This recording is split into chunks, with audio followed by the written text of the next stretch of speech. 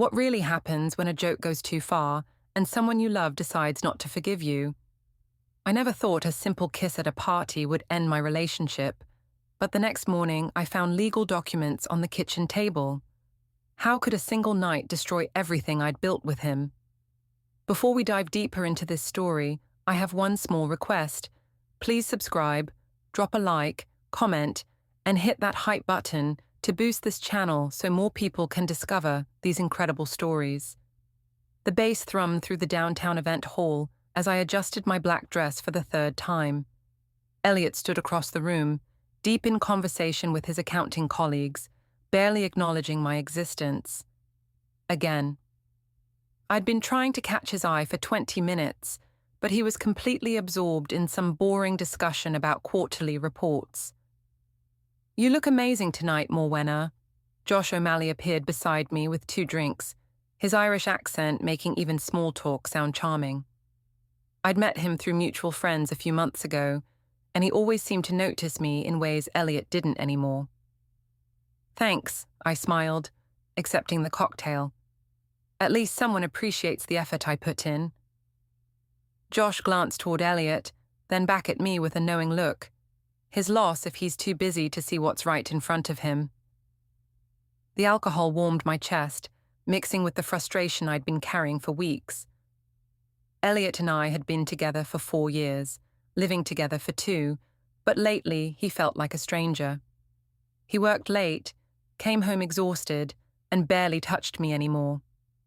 I was 32 years old, working as an administrative assistant at a medical office, watching my life slip into mundane routine, while my boyfriend treated me like furniture. "Want to dance?" Josh asked, extending his hand. I looked over at Eliot one more time. He was laughing at something his colleague said, completely oblivious to my existence. Fine. If he wanted to ignore me, I'd give him something to notice. The dance floor was crowded, bodies pressed together in the dim lighting. Josh's hands found my waist as we moved to the music, and I felt alive in a way I hadn't in months. Other partygoers watched us, some with knowing smiles, others with raised eyebrows. I caught my sister Sophie's disapproving look from across the room, but I didn't care. "Truth or dare?" someone shouted over the music, and suddenly we were all gathered in a loose circle near the bar. I found myself sitting between Josh and a girl I barely knew, while Eliot remained across the room, still talking business. The game started innocently enough. People shared embarrassing stories, performed silly dares, everyone laughing and drinking. Then it was my turn.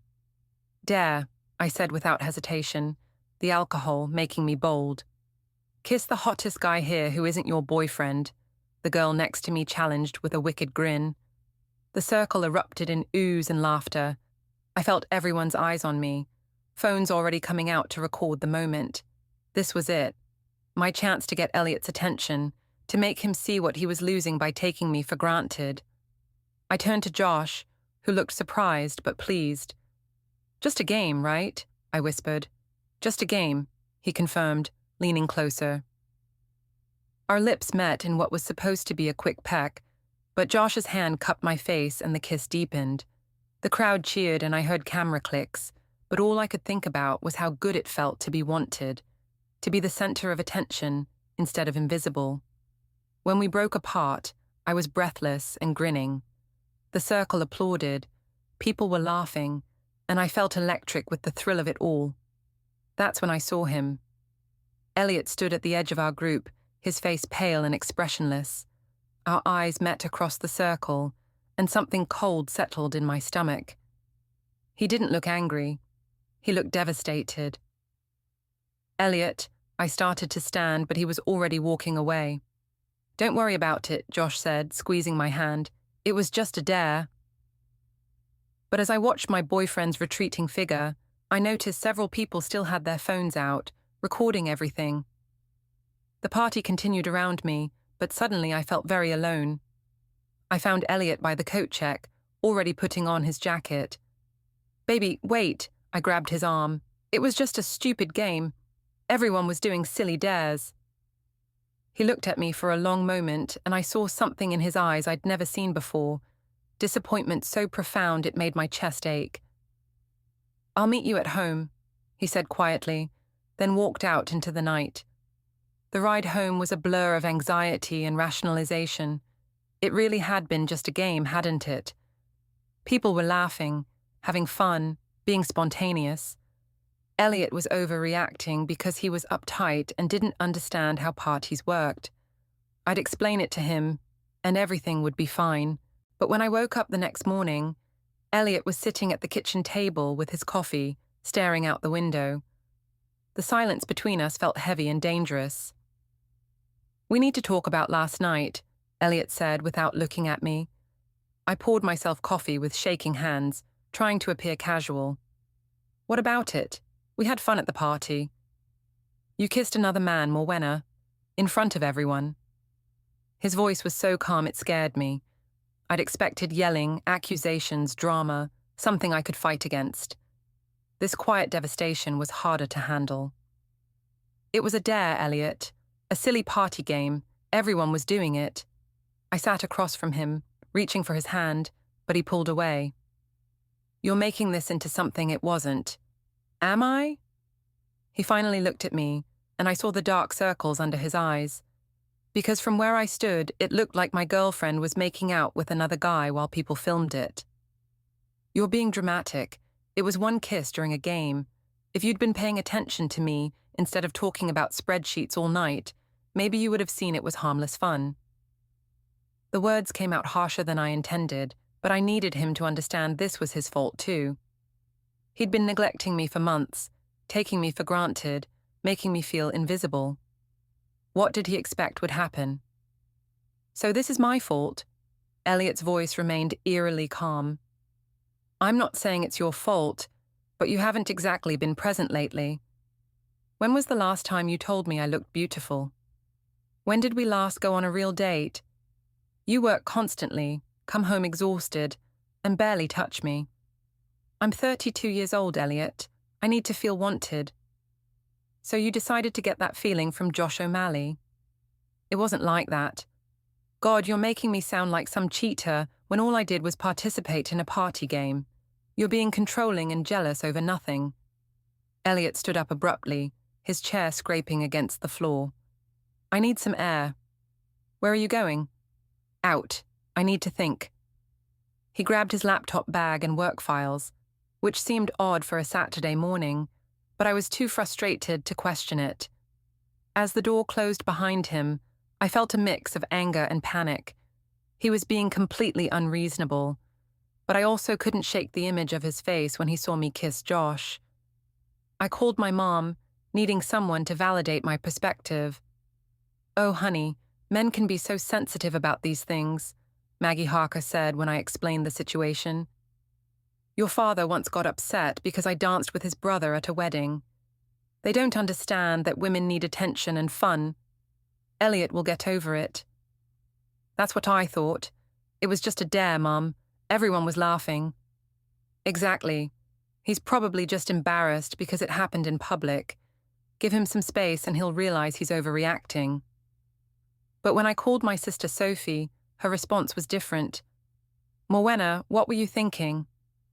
Sophie's voice was sharp with disapproval. "You kissed another guy at a party where everyone knows you and Eliot. People were recording it." "It was a game, Sophie. A harmless dare. A dare you chose to accept. You could have said no or picked truth, or done something that didn't involve kissing someone else. Whose side are you on here?" "I'm on the side of not humiliating your boyfriend in public.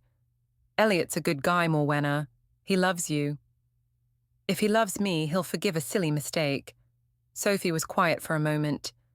"Is that really what you think it was? A mistake?"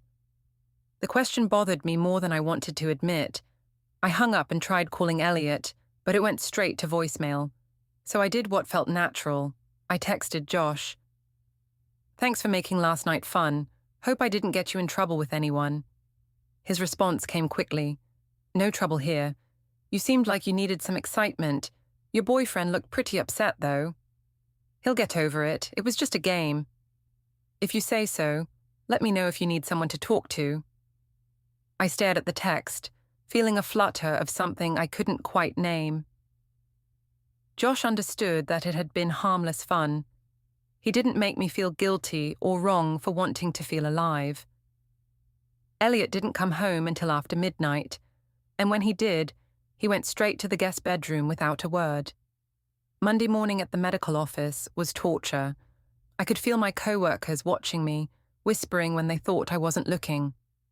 By lunch, I knew the party videos had made their way through our social circle. "So, Morwenna," my colleague Janet said during our break, her voice dripping with false sweetness, "saw some interesting footage from Saturday night." "It was just a party game," I said defensively. "People are acting like I committed murder." "Well, it's just, if I were in a serious relationship, I probably wouldn't kiss other men on camera, you know?" The judgment in her voice made my face burn. It was a dare. Everyone was doing silly things. But even as I said it, I realized how weak it sounded. I checked my social media and found my notifications exploding. The video had been shared dozens of times, with comments ranging from shocked to amused to downright cruel. "Girl, your man looked devastated. This is why I don't play party games when I'm taken." Morwenna really said, "Relationship, what relationship?" I felt cornered and attacked, so I did what felt like the only option. I fought back. I posted a long status explaining my side. Apparently having fun at a party makes me a terrible person now. For everyone judging me over a game, maybe ask yourselves why you're so invested in my relationship. Some people need to learn the difference between harmless fun and actual problems. Not everyone can handle a partner who's confident and social. Don't judge. Our party games. Now know the difference. The post got mixed reactions, but I felt better having my say. At least now people would understand that Eliot was being controlling and overreacting. That evening, I found Eliot's mother, Lila, had posted something on Facebook. Sometimes you don't really know someone until they show you who they are. Grateful for family who have integrity and respect for their relationships. Hakas values, nourish, respect. The passive-aggressive post made my blood boil, especially when I saw Sophie had liked it. My own sister was taking Eliot's side publicly. I called Sophie immediately. "Why did you like Lila's post? You know that was about me." "Maybe because she has a point, Morwenna. You embarrassed Eliot in front of everyone, and now you're on social media acting like you're the victim." "I am the victim. Everyone's ganging up on me over a stupid party game. Even my own family won't support me." "Supporting you doesn't mean enabling you to avoid responsibility. What you did was wrong, and instead of apologizing, you're doubling down and attacking Eliot's character." "I'm not attacking anyone. I'm defending myself against people who are blowing this completely out of proportion."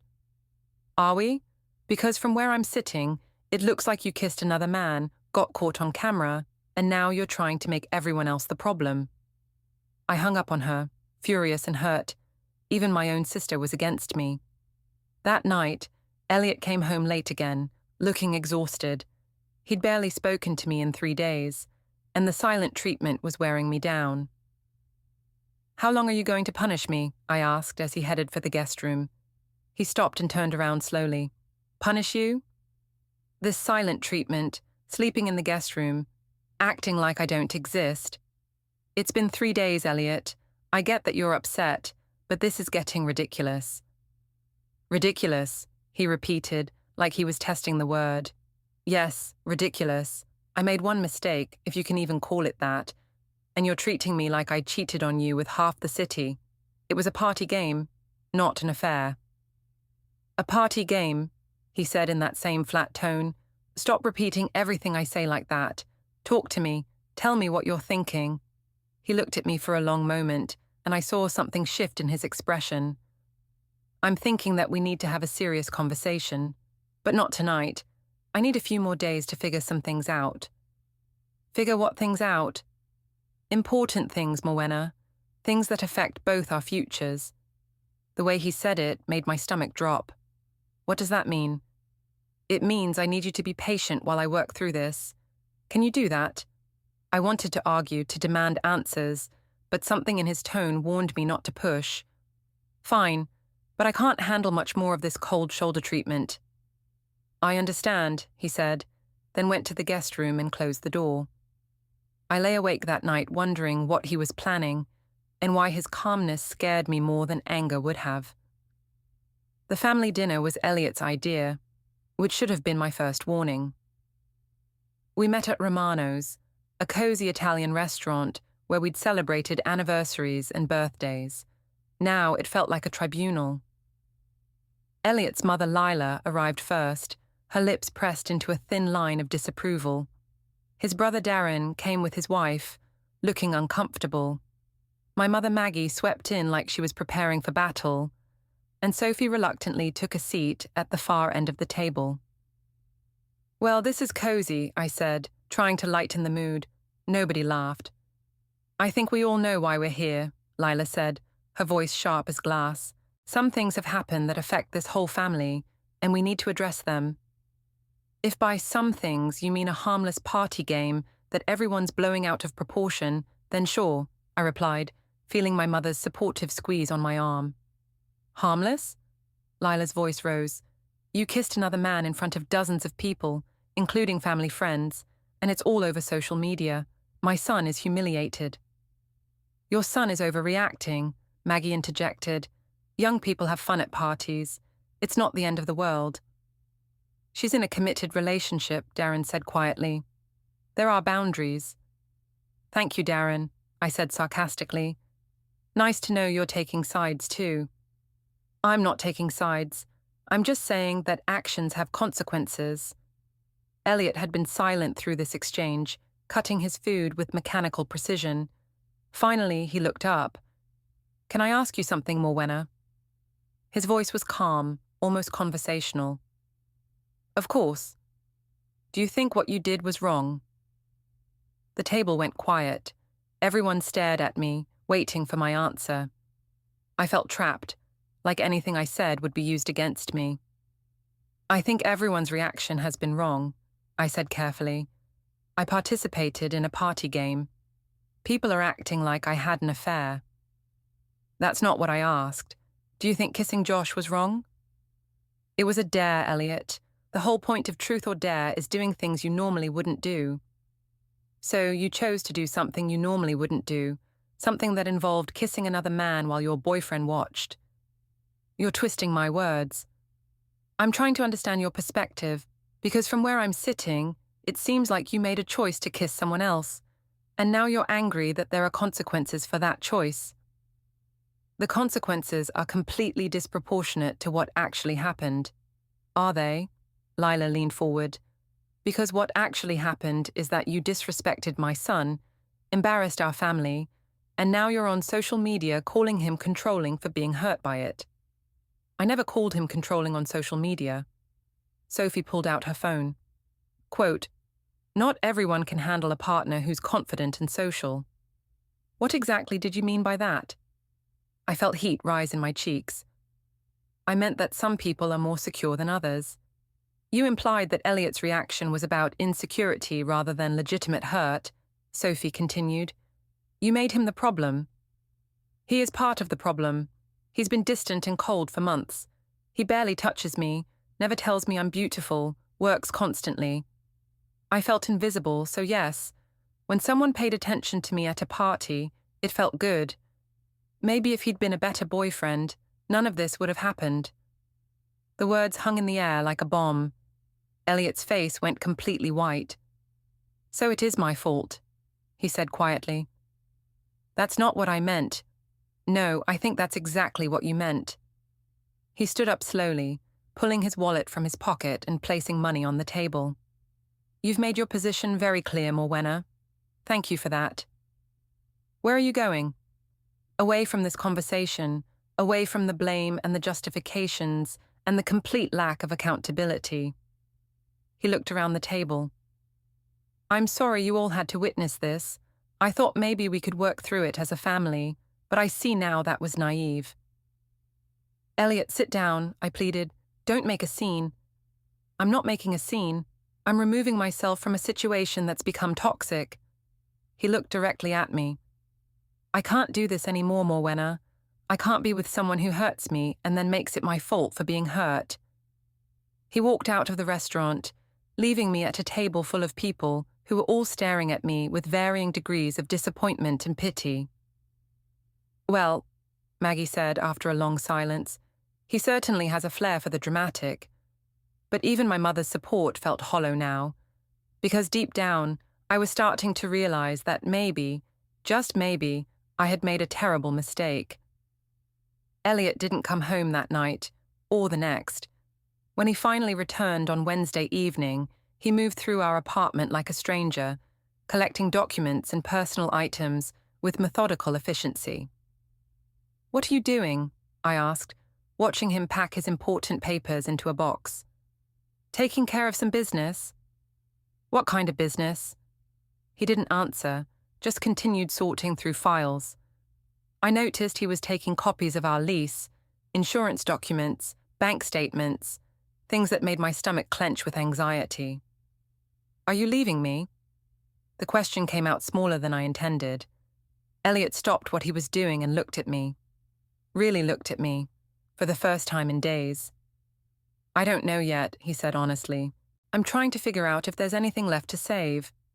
"Of course there is. Eliot, I love you. We've been together for 4 years. You can't throw that away over one stupid mistake." "Is that what you think this is about? One mistake?" "What else would it be about?" He pulled out his phone and showed me a screenshot of my text conversation with Josh. My heart stopped. "Thanks for making last night fun. Hope I didn't get you in trouble with anyone," he read aloud. "It was just a game, but your boyfriend looked pretty upset though. He'll get over it. It was just a game." I stared at the screen, my mouth dry. "How did you get those?" "Josh sent them to his friend Mike, who thought I should know what you were saying behind my back. Apparently, I'm just some uptight boyfriend who needs to get over his girlfriend kissing other men. I was trying to make him feel better about the situation, by dismissing my feelings and suggesting I was overreacting. That's not what I meant. Then there's this." He showed me another screenshot, this one of my Facebook post. "You called me controlling and insecure in front of everyone we know." "I didn't mention you by name." "You didn't have to. Everyone knows who you're talking about." He put his phone away and resumed packing. "But the worst part isn't what you did at the party, Morwenna. It's what you've done since. The lies, the blame shifting, the complete refusal to take responsibility." "I'm not lying." "Really? Because I have video evidence of you kissing Josh for at least 30 seconds. That wasn't a quick peck for a dare. That was making out with another man while I watched." I felt the walls closing in. "Eliot, please. I made a mistake, okay? I admit it. But people make mistakes in relationships. That's what forgiveness is for. Forgiveness requires accountability. It requires genuine remorse. All you've done is make excuses and attack my character." He was right, and I knew it, but admitting that felt like losing everything. So I did what I'd been doing all week. I fought back. "Fine, you want an apology. I'm sorry I kissed Josh. I'm sorry I hurt you. But I'm not sorry for defending myself when everyone attacked me. And I'm not sorry for pointing out that you've been a distant, inattentive boyfriend for months." "There it is again," he said sadly. "Even your apology comes with conditions and blame." "Because you're not innocent in this, Eliot. You pushed me away, made me feel invisible, took me for granted. Yes, I made a bad choice, but you created the conditions that led to it." He stopped packing and turned to face me fully. "Do you really believe that?" "Yes, I do." "Then we have nothing left to discuss." He finished gathering his documents and headed for the door. "Where are you going?" "To my brother's. I need some time to think about next steps." "What kind of next steps?" But he was already gone, leaving me alone with a growing sense of dread. The next morning, I woke up to find an envelope on the kitchen table. Inside were legal documents with Eliot's name and the letterhead of Morrison and Associates, Family Law. My hands shook as I read the cover letter.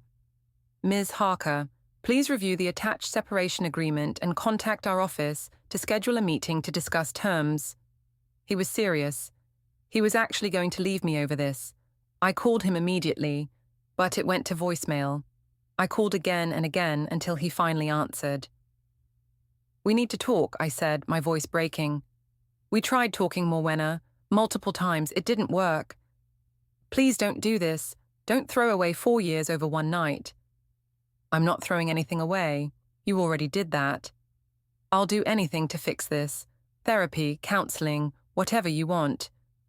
I wanted honesty. I wanted accountability. I wanted my girlfriend to care more about my feelings than her reputation. But that's not who you are. "That is who I am. I got defensive because everyone was attacking me." "No, everyone was holding you accountable. There's a difference." The line went quiet for a moment. "The lawyer wants to meet next week," he said finally. "You can bring representation if you want." "Eliot, please." But he'd already hung up. The law office smelled like leather and disappointment.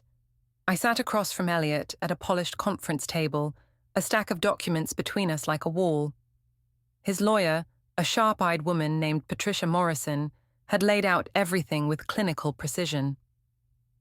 "The separation agreement is straightforward," she explained. "Mr. Price will retain ownership of all assets acquired before the relationship, including his car and investment accounts.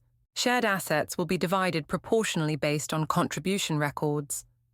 I looked at Eliot, hoping to see some softness in his expression, but he stared at the papers with the same detached focus he used for his accounting work. "This seems extreme," I said. "We're not even married. Why do we need lawyers?" "Because," Patricia replied calmly, "Mr. Price wants to ensure a clean separation with clear boundaries and documented agreements. It protects both parties." "Protects us from what?" Eliot finally looked at me. "From further misunderstandings about what happened and why." Patricia opened a folder and spread out printed screenshots. "We have documentation of the incident in question, including video evidence, social media posts, and text message exchanges." My stomach dropped as I saw it all laid out like evidence in a criminal trial. The party videos, my Facebook post, my texts with Josh, even screenshots of comments from friends and family. "Why do you have all this?" I asked. "Because," Eliot said quietly, "I learned that protecting yourself sometimes means keeping records." Mr. Price came to us after experiencing what he described as gaslighting and emotional manipulation, Patricia continued. "He wanted to document the facts before they could be further distorted." "I never gaslit anyone." Patricia slid a printed text conversation across the table. "This is from Tuesday night, when Mr. Price asked you directly if you thought your actions were wrong. Your response was to accuse him of being controlling and blame him for your choices." I stared at the evidence of my own words, feeling trapped and exposed. I was upset. People say things when they're upset. "Yes, they do," Eliot said. "And what you said was that kissing Josh was my fault for being a bad boyfriend." "That's not exactly what I said." "It's exactly what you said, Morwenna.